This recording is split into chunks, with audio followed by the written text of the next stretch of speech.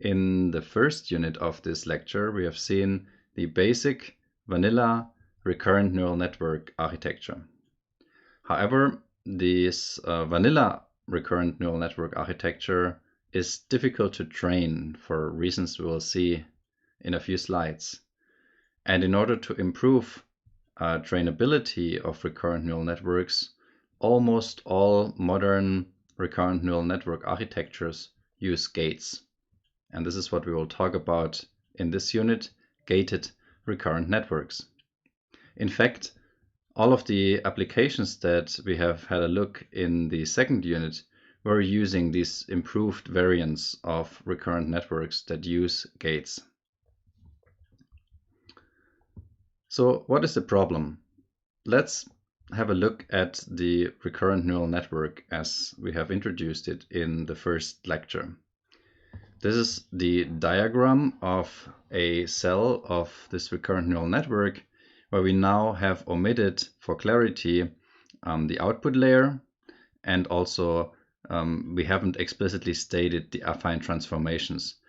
This tanh here in this context contains the affine transformation, if you wish. But the model is exactly the same, just the illustration has simplified a little bit. As such, we have the same update equation. This is the update equation that we had on the previous slide in Einstein notation, describing how the hidden state evolves by taking a linear combination of the hidden state at a previous time step and a linear combination of the input at the current time step with the weights plus some bias.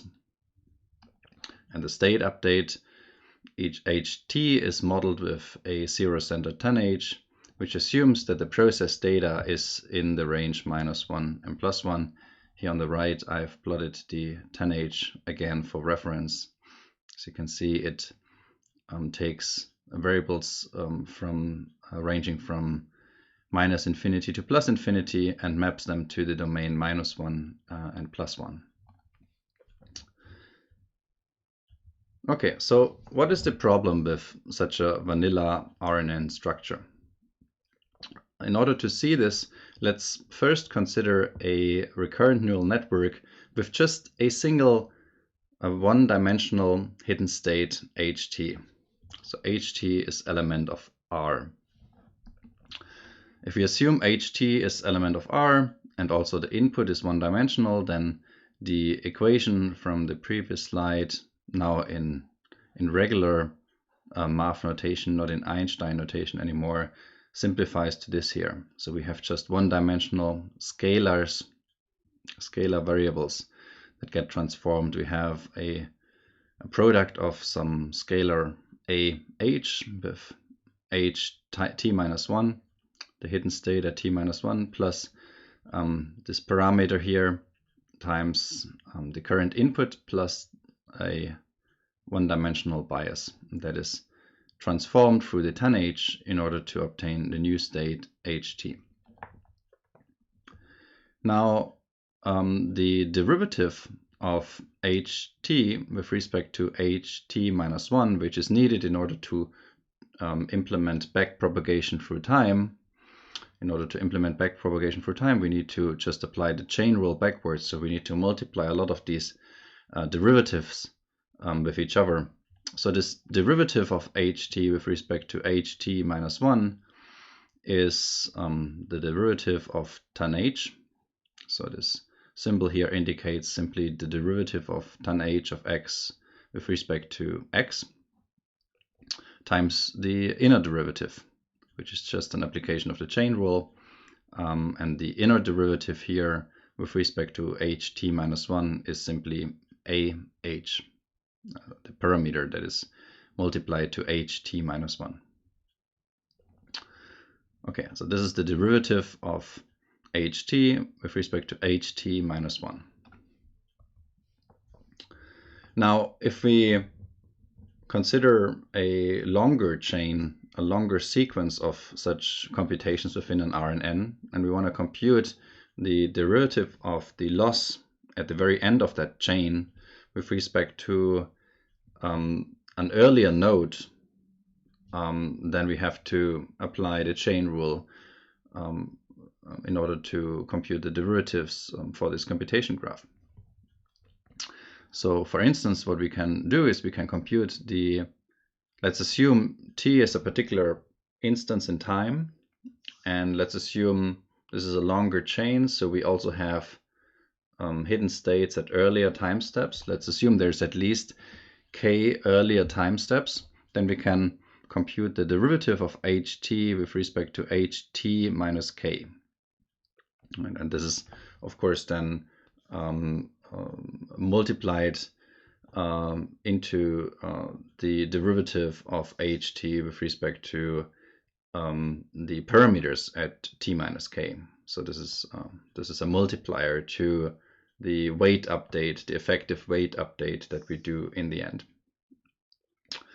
So the derivative of ht with respect to ht minus k is via the chain rule simply ht with respect to ht minus 1, ht minus 1 with respect to ht minus 2, and so on until we reach at minus k plus 1 with respect to ht minus k.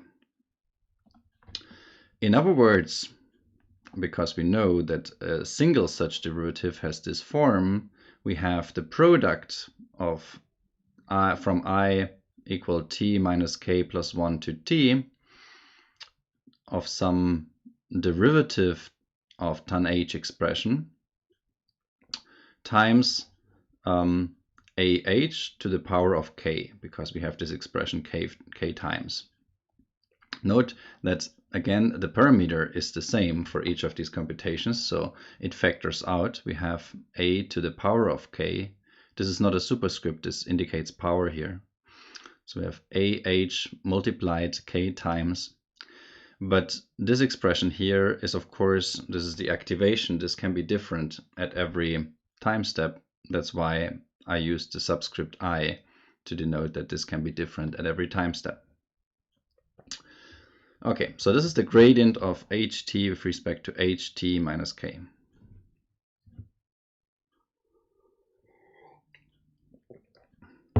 In the case of this one-dimensional example.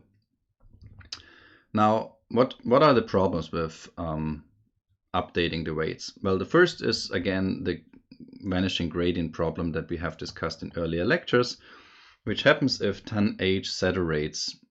This is exactly the same as in feed-forward networks. If tan h saturates, then this gradient here is 0, and so backpropagation stops. Therefore, RNNs require particularly careful initialization to maintain a proper distribution of gradients through the network, and also as a consequence a proper flow of gradients backwards through that graph. Okay. However, this it can get worse. So the gradients might still misbehave. Let's now assume that we have initialized the RNN properly, such that all the activation functions, all the tan h's, are not saturated. Right? So let's assume that the argument of each of these tan h's here, this is the argument of these tan h's, is within, let's say, -1 and +1. If I go back to slides, you can see if I'm between -1 and +1, then I'm not saturated. I'm not in this region here. The gradient is not close to 0. And furthermore, if I'm in this small range here, then I can approximate tan h with the argument itself. It's a linear function with slope 1, in other words, in this region. Right? Approximately linear here.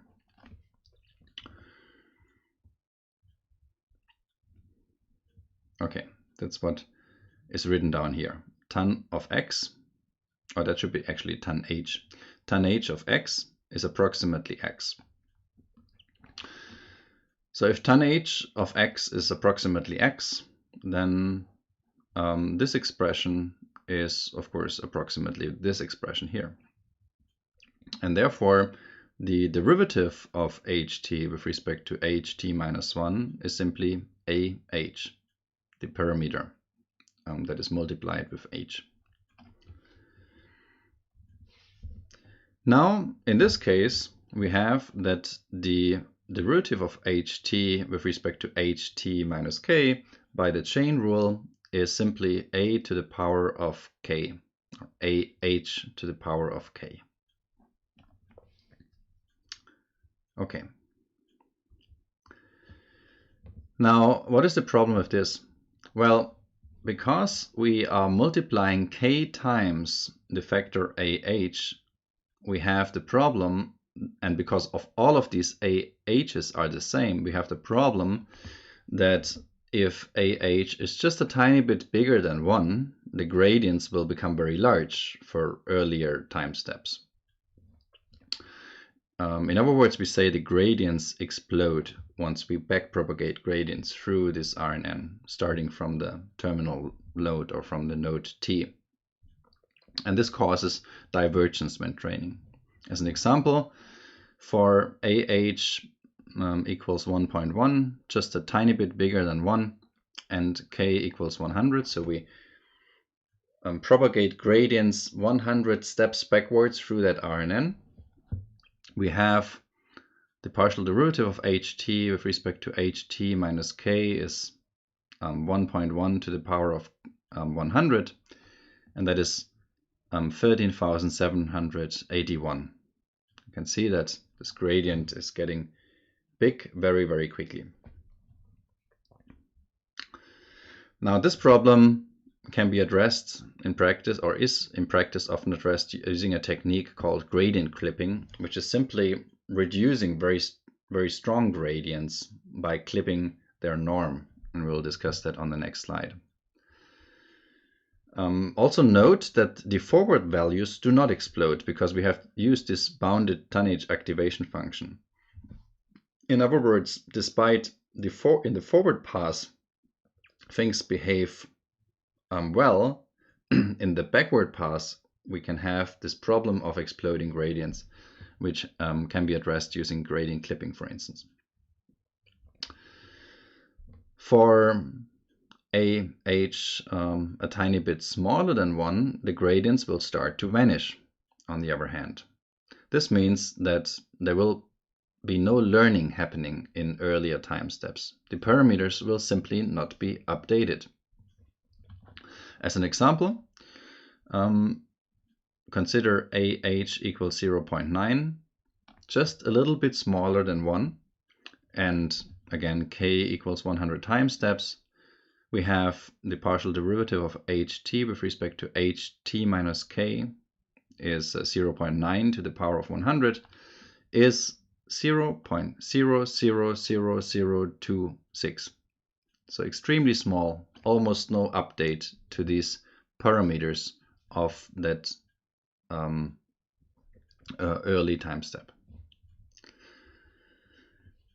Now, this problem cannot be addressed using gradient clipping. This problem requires an architectural change that we will discuss in the following as well.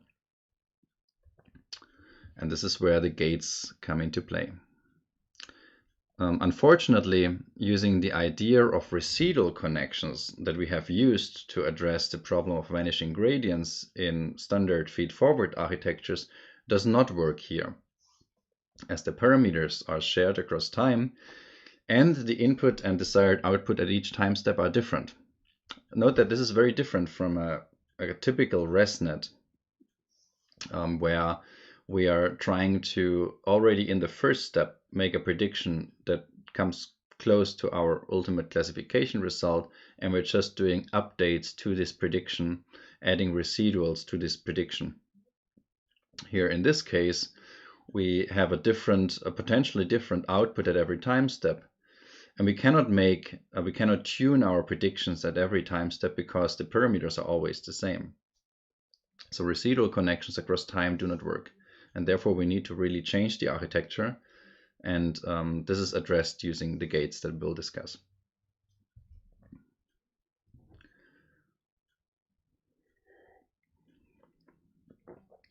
Okay.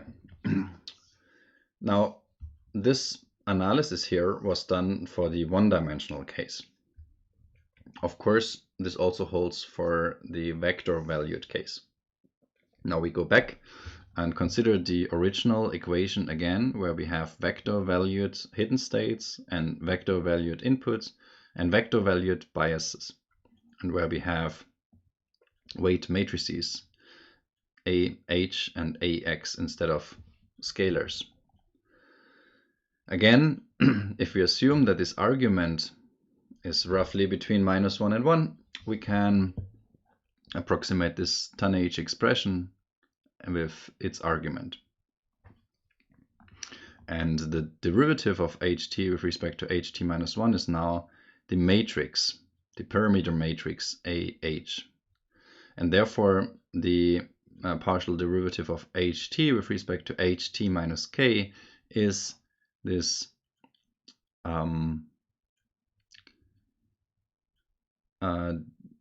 matrix to the power of k. Okay. Now let's analyze this situation a little bit. Let's assume that we can decompose this matrix AH with an eigendecomposition. AH must be a square matrix, right? Because we are multiplying on the right side a vector of the same dimensionality as we expect as an output. So AH must be a square matrix. Therefore, we can apply an eigendecomposition of that matrix. That eigendecomposition has this form. We have a matrix of eigenvalues. Then we have a diagonal matrix of, we have a matrix of eigenvectors.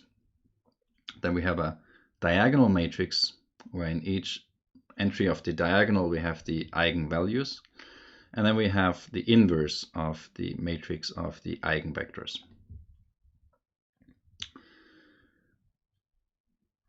Now, if we take this expression to the power of k, then it's easy to see that we obtain this expression because with every time we multiply this expression, q to the power of -1 and q cancel.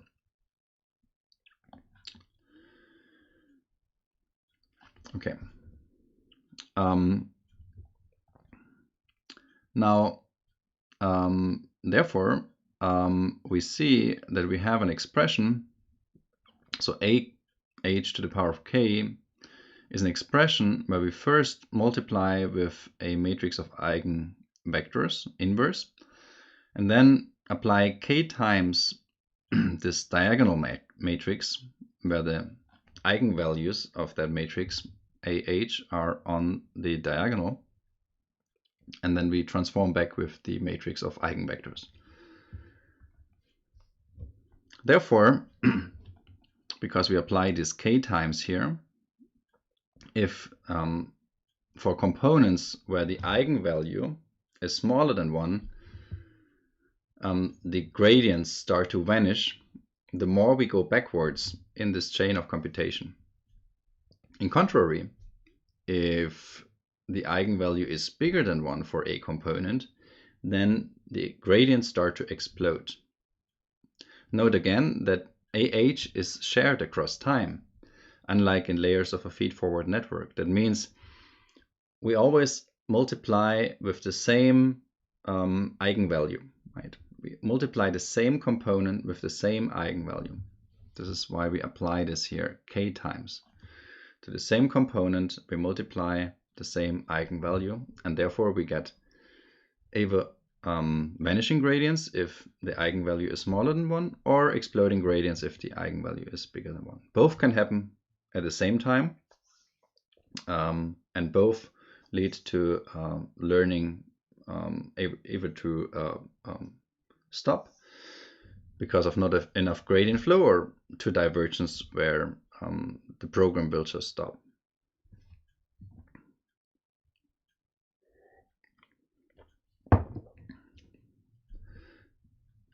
Okay, so now we have seen these two problems of vanishing and exploding gradients. Let's first address the problem of exploding gradients. And there's a simple heuristics that is typically deployed in practice, which clips the gradients to a value that is a hyperparameter of the model before applying the gradient update during stochastic gradient descent.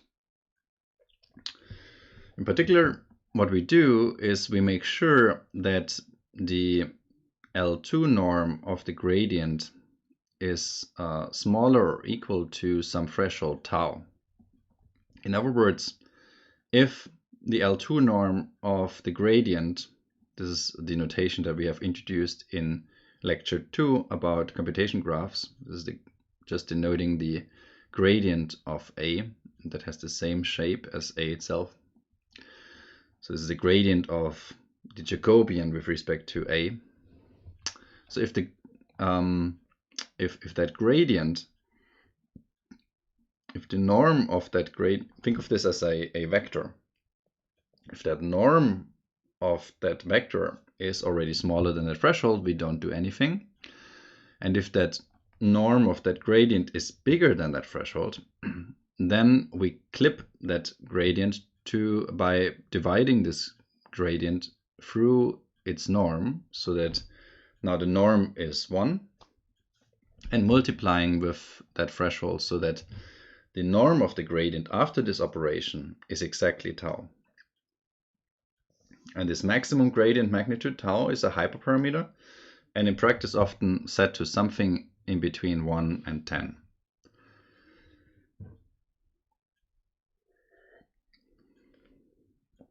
This is a simple heuristic to avoid the exploding gradient problem. But what can we do about the vanishing gradient problem? In order to solve the vanishing gradient problem, we introduce gates into the architecture. And there's several variants of different architectures proposed in the literature, with the most influential and the first, but also the most complex, the LSTM, being introduced first in 1997 by Hochreiter et al., as you can see here on the right. However, for the purpose of this lecture, we're going to go in opposite direction of time, because later it has been found that much simpler architectures are working as well while being easier to train. So we'll start with what's called the update gate recurrent neural network, that has the simplest architecture and just a single gate. Each of these sigmas is a gate here. So we have 1 gate for this architecture, 2 here, and 3 here. So we start with the UGRNN, and then we will talk briefly about the gated recurrent unit and the long short-term memory. The long short-term memory is the oldest and was also the most transformative. It has basically revolutionized NLP. For instance, in 2015, Google has completely changed their system to adopt LSTM-based machine translation. What is common to all of these architectures is that they are using gates for filtering information, and we'll see why this is helping in maintaining a proper gradient flow, and also a little bit get to know the intuition behind this gating.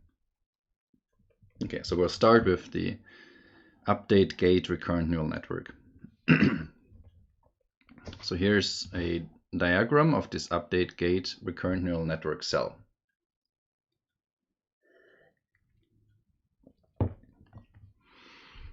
What you can already see is that it has a much more complicated structure than the standard vanilla RNN. It's not just a tanh, but it is a tanh plus another transformation here, plus some element-wise products and summations.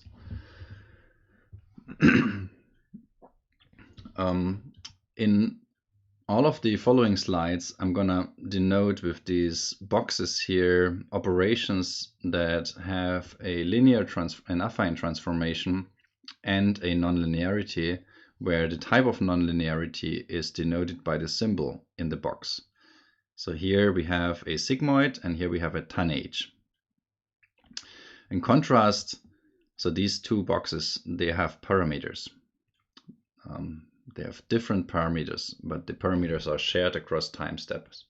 In contrast, these operations in circles, like 1 minus some number or the element-wise product, don't have parameters. They are just deterministic functions. Okay.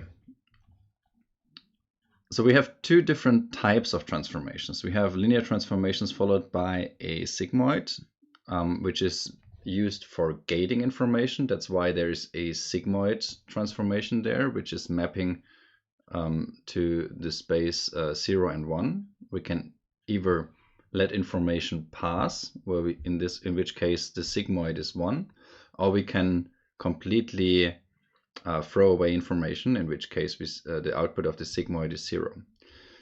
On the other hand, we have these data operators where the input is data and the output is data, which is between -1 and 1, and that is why the intuition why we have tanh in addition to these gates, which are sigmas.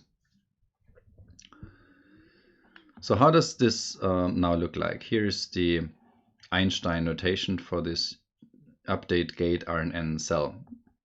We have a linear transformation on the concatenation of the state vector at the previous time step and the input at the current time step. In other words, we have A, and now we have two sub-indexes here. One is indicating that this is a matrix. Again, the matrices are shared across time, but we have different A's within a UG RNN cell, and so this indices of the matrix A indicate what they belong to. So we have one matrix A for this the calculation of this update gate U.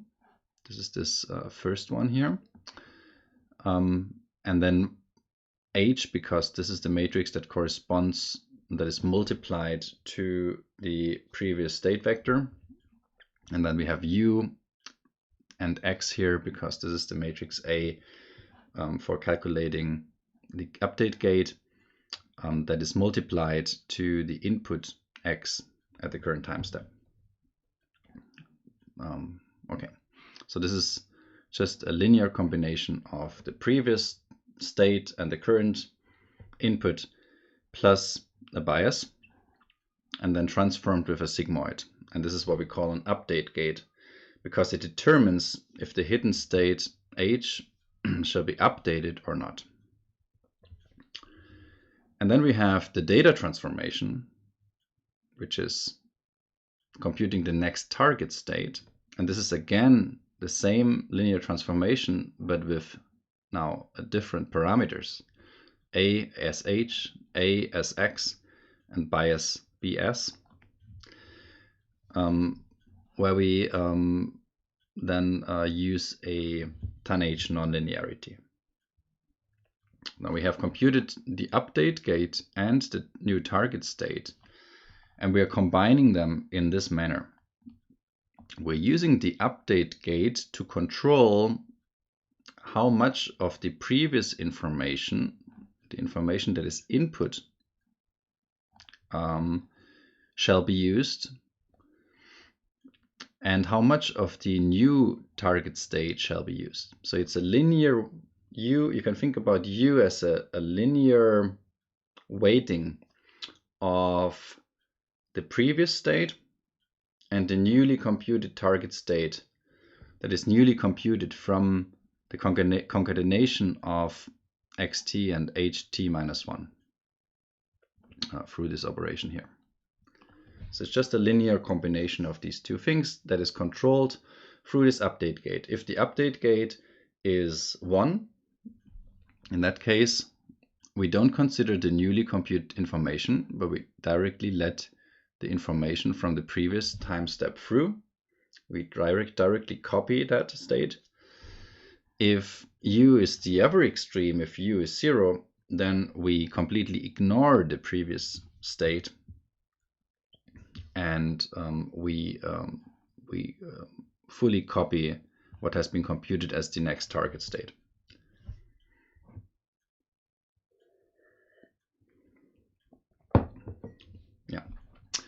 Note, of course, that all of these operations here are per output channel.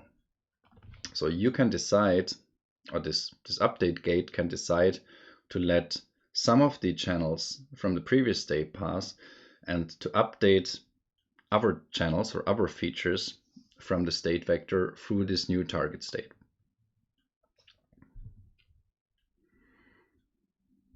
Okay. One brief note, all of these operations here are expressed in Einstein notation, but we can also express them with standard vector notation, in which case we need to use the so-called Hadamard product, which is the element-wise product indicated with this symbol here. That's why we use also this symbol here as the product symbol in the illustration. In other words, this expression here in Einstein notation can be written as this expression, where we have now written this in terms of vector notation, where we have computed the element-wise product, which is the product of the first element of ut with the first element of ht minus 1, and the product of the second element of ut with the second element of ht minus 1, and so forth, in terms of C out. And we are denoting this product as this symbol with the circle and the dot inside. It's called the Hadamard product, or element-wise product. We'll use this symbol to denote element-wise products throughout this lecture. Good. Okay, so now we have introduced a more complex cell, the UGRNN cell, and the question is, what did we gain? And here's the intuition.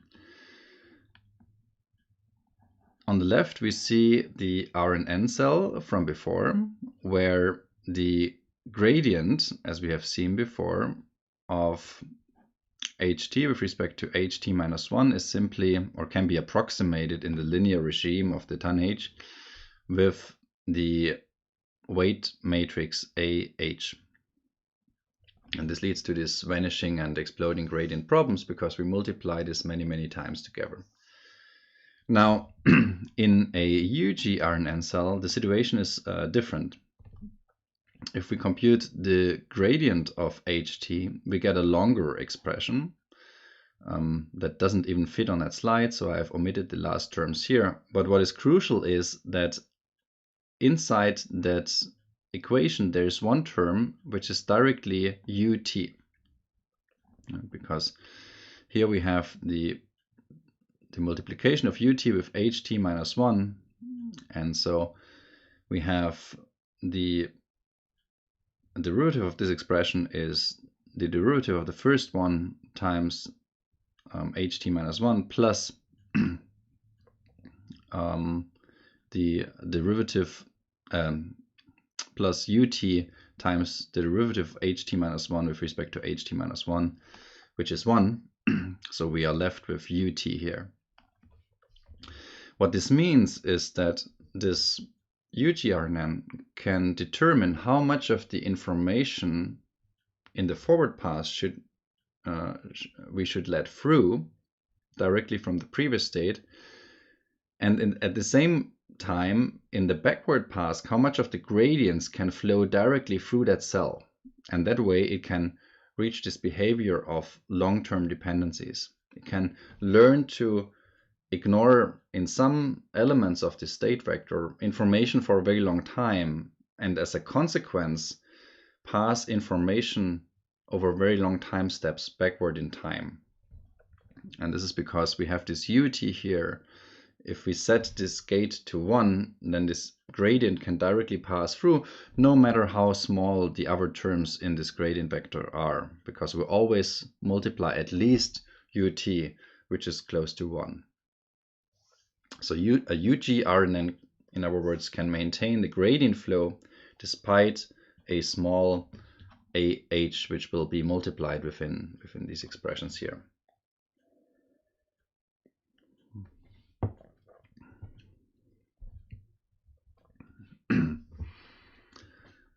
A more intuitive example is given here. A UGRNN is able to keep the state of a variable over a long time horizon. For example, it can implement a logic to keep track of being inside a quote or not. We have seen before that some of these cells emerge as being indicative of the RNN currently returning something that's inside a quote or outside a quote, as shown here.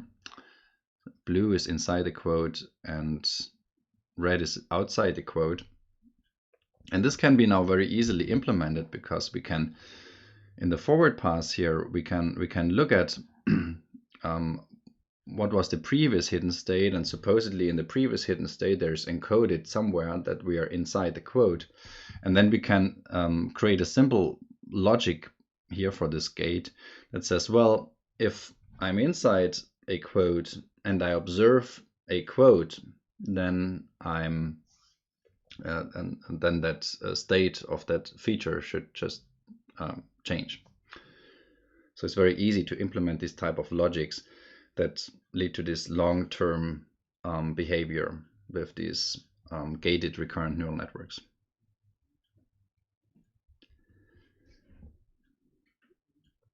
Now, this was the UGRNN. The next more complicated architecture is the gated recurrent network. The gated recurrent network was before the UGRNN and is slightly more complicated. It employs a reset gate, this is this first one here, which controls which parts of the state are used to compute the next target state. It's multiplied with the previous state in order to determine what is concatenated with the input at the current time step in order to compute with this 10H the next target state. And it has on the right hand side the same behavior as the UGRNN. It has an update gate that controls how much information to pass from the previous time step and how much information to pass from the new target state. And so the right hand side of the GRU cell is the same as the UGRNN, and the left hand side has this additional gate that is the reset gate and controls which parts of the state should be erased in order to compute the new target state. And then finally here is the long short-term memory, which is one of the most complex of these type of gated recurrent units.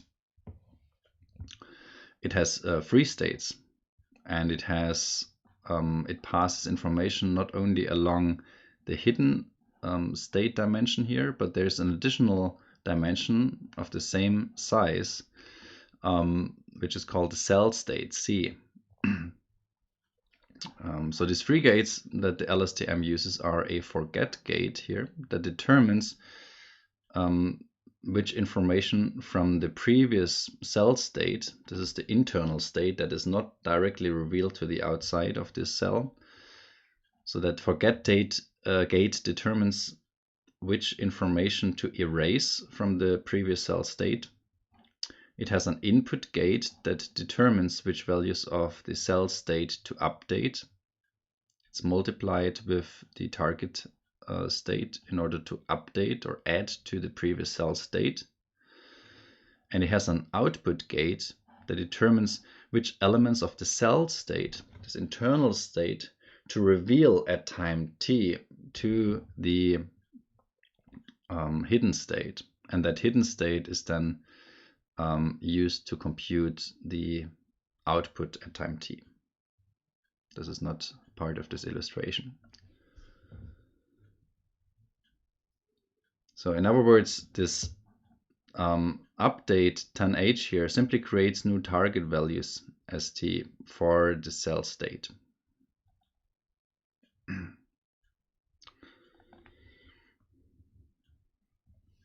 This one here.